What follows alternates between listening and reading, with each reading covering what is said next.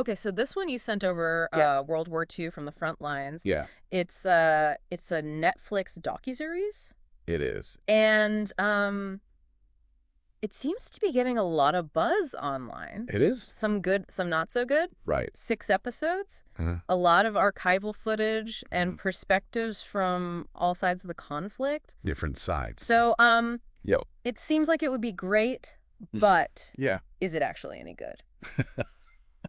Well, that's the question, isn't it? Yeah, That's what we're here to find out. exactly. It's interesting. I mean, Yeah. you have people calling it the worst thing ever, and then others saying it's captivating. Yeah. So it really makes you wonder. Yes. And the visuals seem to be very impressive. Yeah. Like that colorized footage Mhm. of the bombing of Monte Cassino. Yeah, that was in a lot of the reviews. Several reviews mention that. Right. And it sounds amazing. But at the same time, you have this kind of critique that there's a lack of depth. Right? Like one Redditor said it's like an essay with no introduction. Oh, I saw that one too. Yeah. Yeah. It's like all show, no substance. Yeah. Kind of going all in on the wow factor, Right. but not giving us the background information Yeah. to really understand what we're seeing. Yeah, and that's really where context comes in, you know? Right. Heck, imagine watching that footage Yeah. of Monte Cassino, Of the bombing. but you don't Mhm. understand the strategic significance Right. of the battle Right. or the months of fighting that led up to it Mhm. or The controversies? the Allied decision to bomb the Abbey. Right. I mean, it loses a lot of its impact. You need that background You do. to grasp the full weight of Yeah. what happened. Exactly. And speaking of context, Yeah.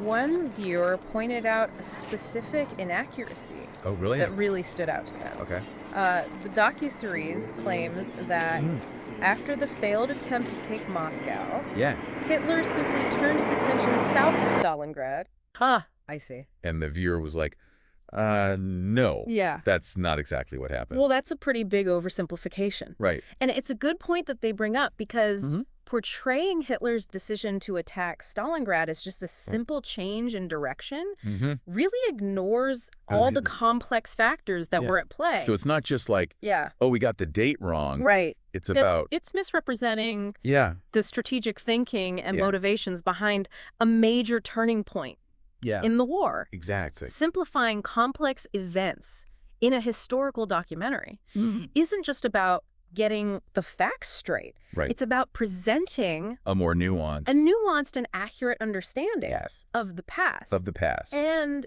in this case, the viewer is right Yeah. to call out that simplification. Mm-hmm. Hitler's decision to target Stalingrad wasn't a whim.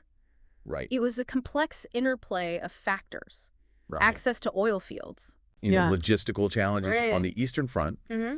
and even Hitler's own flawed understanding Right. of the Soviet Union's capabilities. So it's making me wonder how many other details might have been glossed over Right. for the sake of keeping things moving. Right. Like maybe the docuseries is more concerned with visual storytelling It's possible. than historical accuracy. Yeah, and that's a really important point to consider Yeah. because while visually driven storytelling is definitely engaging, Mm-hmm.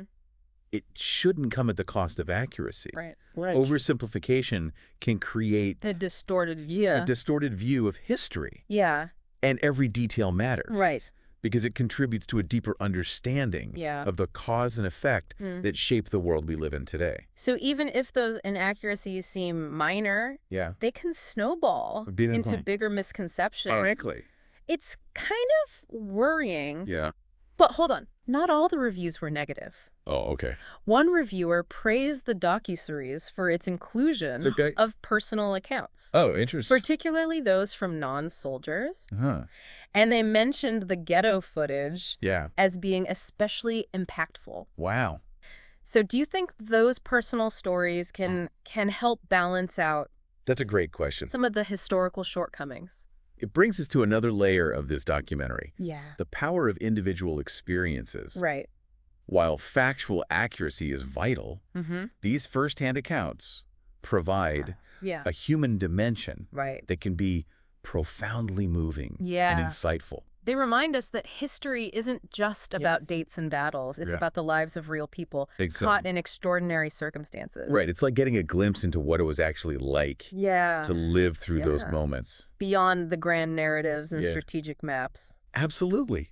These personal stories have the ability Yeah. to humanize history Mm-hmm. in a way that textbooks Yeah. or even archival footage alone can't do. Mm-hmm. Take the Barbarossa footage, for instance. Yeah. One review described it as surreal Wow. and intimidating. Wow. Yeah. Now imagine Yeah. experiencing that invasion firsthand. Right. The fear, Yeah. the uncertainty, Mhm. the sheer scale of it all. Right. Those firsthand accounts offer a visceral understanding of the Yeah. war. Yeah. That's hard to convey Right. through purely factual accounts. It's interesting that the reviewer Mhm. specifically called out the stories from non-soldier types. Oh, really? I'm curious to hear more about that. Yeah. I feel like we usually focus on the soldier's perspective Yeah. in World War II documentaries. Right. It's like the go-to. The soldier's perspective Yeah. is often front and center, Right. but by including voices from beyond the battlefield, it seems like World War II from the front lines Yeah. is trying to paint a broader picture Right. of the war's impact. It makes you realize that the war Mhm. touched the lives of Yeah. so many people, Yeah. even those I agree. who weren't directly involved. Exactly. Yeah. And that's crucial Yeah. for a comprehensive understanding Oh, of yeah, this they say. global conflict. Right. Think about it. Civilians on the home front, Yeah. those facing persecution, Mhm. individuals working in factories, Yeah. to support the war effort. Right. Their experiences are all part of Yeah. the larger tapestry. It makes you wonder what stories we're Yeah. missing when we Yeah. only focus on the battles Exactly. and the major players. And that's why these personal accounts are so valuable. Yeah. They offer a window Yeah. into the everyday realities of war, Right. the struggles, The resilience. the resilience, Mm. the sacrifices Mm. made by individuals from all walks of life. It's like we're piecing together this giant puzzle, and each individual story adds another piece to the overall picture. Precisely. And those pieces, Yeah. however small they may seem, Right. can reveal important truths Yeah.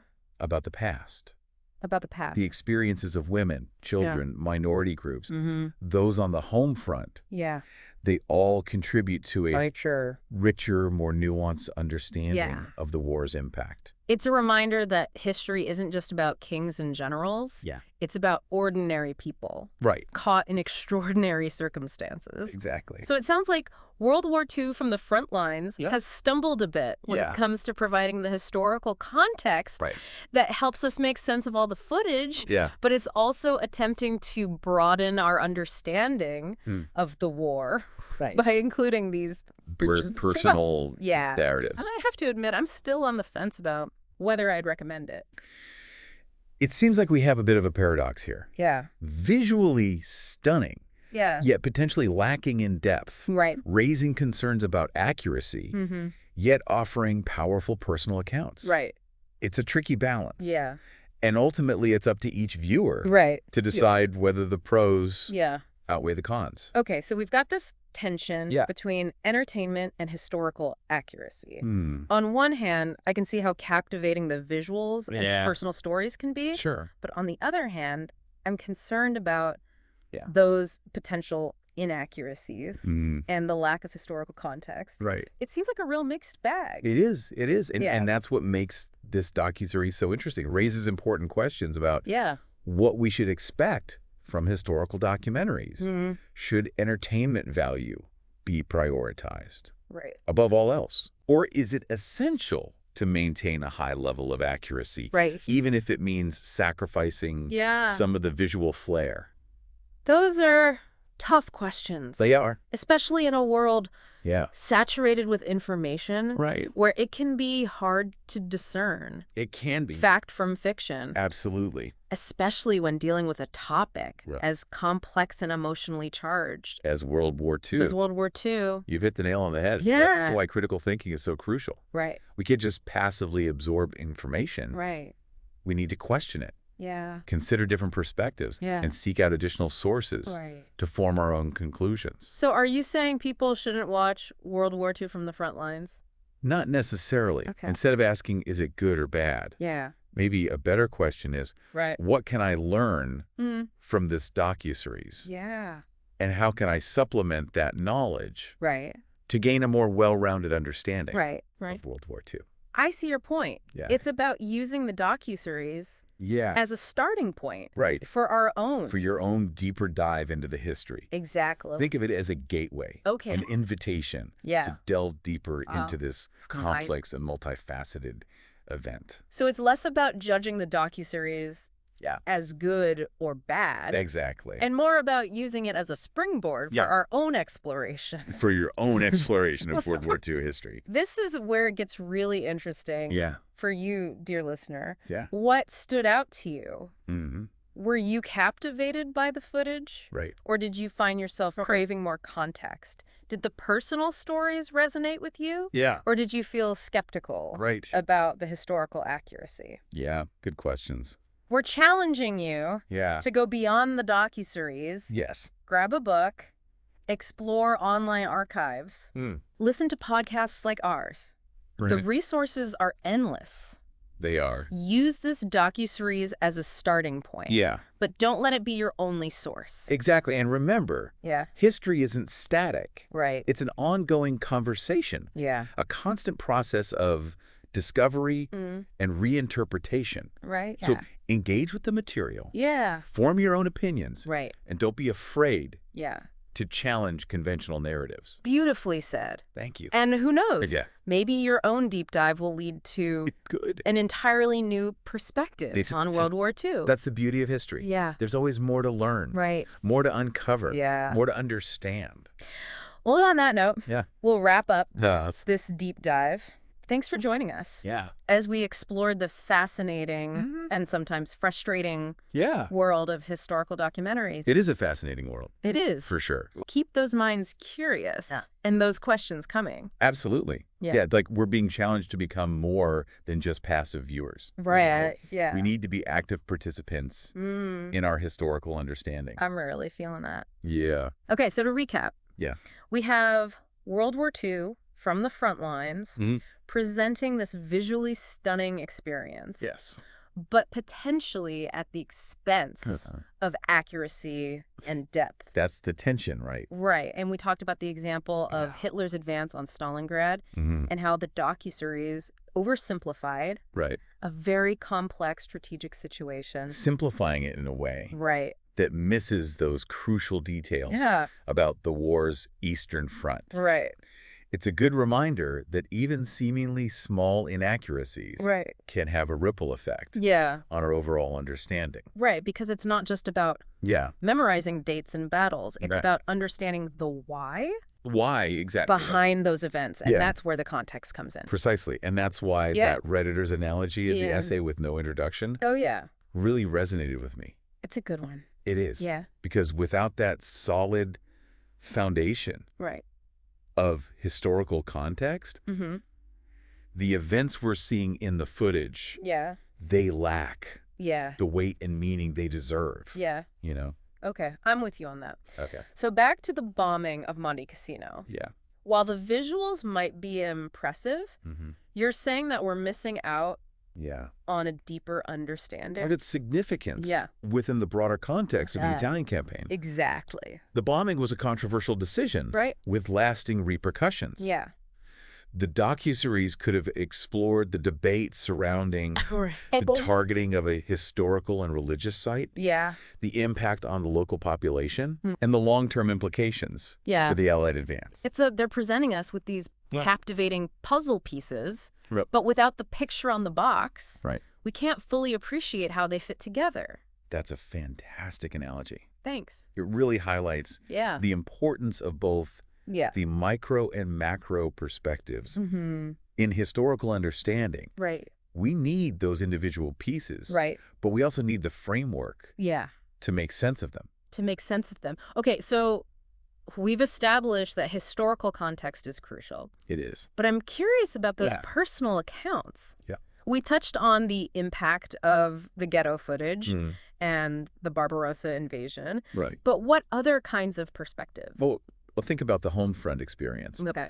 We could hear from women who took on traditionally male roles. Oh, wow. In factories. Yeah. Children grappling with wartime anxieties or families struggling with rationing.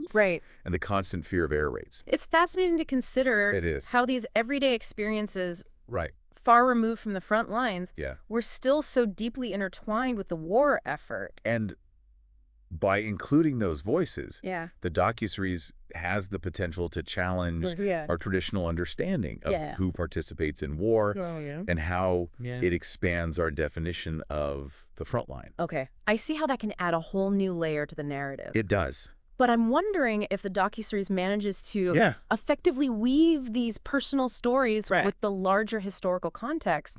Is there a risk that they become isolated anecdotes? That's a valid concern. Yeah. And it's something we need to be mindful of as viewers. Right. You know, are these personal stories presented in a way that deepens our understanding of the war's complexities? Or do they simply serve as emotional interludes? So are we ultimately responsible for connecting those dots ourselves? To some extent, yes. Okay. We always bring our own knowledge and perspectives to any historical account. And that's where critical thinking comes into play. We can appreciate the emotional power of those personal stories while also recognizing the need to seek out additional information to fully understand their historical significance. Okay, so maybe this is where our deep dive comes full circle. Yeah. We can use World War II from the front lines as a launch pad for our own exploration. Exactly. If those personal accounts pique our interest, we can dig deeper into their context and learn more about the individuals and events involved. And that's where resources like books, scholarly articles, and even other documentaries come in. You know, we can use those to build upon the foundation laid by the docuseries and gain a more comprehensive understanding of the war's complexities. So it's like we're being encouraged to become historical detectives, following the trails sparked by these personal accounts, and piecing together a more complete picture of the past. That's a great way to put it. Thanks. That's the beauty of history. Yeah. It's an ongoing investigation. Right. There's always more to learn. Yeah. More to discover. More to debate. This is where I think our listeners come in. Yeah. What threads are you going to pull on? What rabbit holes will you dive into? Right. Maybe you'll be inspired to research the lives of everyday people on the home front. Right. Or delve into the strategic decisions that led to the bombing of Monte Cassino. Yeah. The possibilities are endless. And that's what makes this so exciting. It is. We can use this docuseries with all its flaws and triumphs as a catalyst for our own... For your own personal journeys of discovery. And that's what makes history so dynamic. It's not about passively absorbing information. It's about actively engaging with it, questioning it, and shaping our own understanding of the past. I think that's a great place to wrap up. Yeah. Part 2 of our deep dive. Okay. You know, we've talked about the importance of historical context, the power of personal narratives, and the responsibility we have as viewers to engage critically with the material we're consuming. And in Part 3, we'll explore some specific resources. We will, and strategies that our listeners can use to embark on their own deep dives into the world of World War II history. Awesome. I'm looking forward to it. Stay tuned. All right. So welcome back to Part 3. Yes. We've talked a lot about World War II from the front lines, the good, the bad, and the potential for sparking some serious historical curiosity. It really is a fascinating subject, isn't it? So now let's get practical for our listeners who are ready to launch their own deep dives into this complex period. Where should they even start? Well, the good news is there's a wealth of resources out there. I mean, I know, but it can also be overwhelming. It can be. Where should we focus our attention? Right. Are there any specific books or websites that you'd recommend? When it comes to World War II, there are some classic texts that provide a solid foundation for a broad overview. I'd recommend Anthony Beevor's The Second World War. It's a comprehensive and engaging account of the conflict, covering both the European and Pacific theaters. That's a great suggestion. His writing is so accessible, even for someone who isn't a history buff. Exactly. What about something more specific? Okay. Like if someone was particularly drawn to those personal accounts from non-soldier types. Oh, if you're interested in the civilian experience, I highly recommend The Diary of a Young Girl by Anne Frank. Oh, of course. Yeah, it's a powerful first-hand account of a Jewish teenager living in hiding during the Nazi occupation of the Netherlands. It's a classic for a reason. It is. Really humanizes the impact of the war on a personal level. It does. What about for those of us who want to geek out on the military strategy and battles? Oh, for that I'd suggest D-Day, The Battle for Normandy. By Antony Beevor. Oh, wow. Him again. Yes, he has a knack. He does. For bringing history to life. He does. This book provides a detailed and gripping account of the Allied invasion of Normandy. Right. Considered one of the turning points of the war in Europe. Okay, so we've got some great books to add to our reading lists. Definitely. What about online resources? Oh, yeah. Are there any websites or archives that you'd recommend for digging deeper? The Imperial War Museum's website is fantastic. It has a vast collection of photographs, documents, and oral histories from World War II. Wow. You can lose yourself for hours exploring their online exhibitions and archives. And for those who prefer a more visual approach, there's always the option of documentaries. Of course. Are there any films or series you'd recommend as companions to? Oh, absolutely. World War II from the Frontlines. The World at War is a classic documentary series. Yeah, I've heard of that one. From the 1970s that offers a comprehensive and insightful look at the conflict. It's available on DVD and streaming services. For more recent take, Apocalypse. The Second World War is a French documentary series. Oh, wow. With stunning colorized footage and personal accounts. So many great options to explore. There are. I'm feeling inspired to start my own deep dive. Good. Right now. Yeah. I think there's one more piece to the puzzle. How do we ensure we're being critical? That's a crucial point. And discerning as we encounter all this information? It's easy to get swept up in the narrative.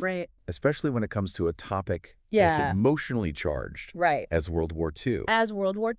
So remember to approach everything you read, watch, or listen to with a critical eye. So it's not just about absorbing information. It's about evaluating it. Questioning it. And seeking out multiple perspectives. Consider the source.